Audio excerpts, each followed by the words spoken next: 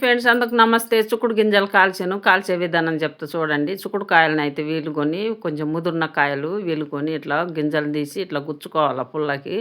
గుచ్చుకొని వీటిని గ్యాస్ మీద అయితే కాలుస్తున్నా నేను. గ్యాస్ మీద కాలవాలి. నిప్పు రవ్వల్లో కూడా కాలవాలి కానీ నిప్పు లేదుగా అందుకోసమే గ్యాస్ మీద కాలుస్తున్నాను. ఈ గింజలనైతే బాగా కాలవాలన్నట్టు. కాలితేనే చుక్కుడు గింజ వాసన అనేది రాదు. అందుకోసమే నేను కూడా బాగా కలుస్తున్నా. చుక్కుడు కాయలను కూడా కలుస్తారు. నిప్పు రవ్వలతోటైతే కాలిస్తే బావుంటాయి అన్నట్టుగా. గింజలను కాలవచ్చు, చుక్కుడు కాయలను కూడా కాలవచ్చు అన్నట్టుగా. మేము చిన్నప్పుడైతే ఇట్లా కాల్చుకొని అయితే తినేది. ఎందుకంటే బావుంటాయి కాబట్టి మేము కాల్చుకొని అయితే ఇది చూస్తూ ఉంటే చిన్నప్పుడు జ్ఞాపకాలయితే గుర్తుకొస్తున్నాయి.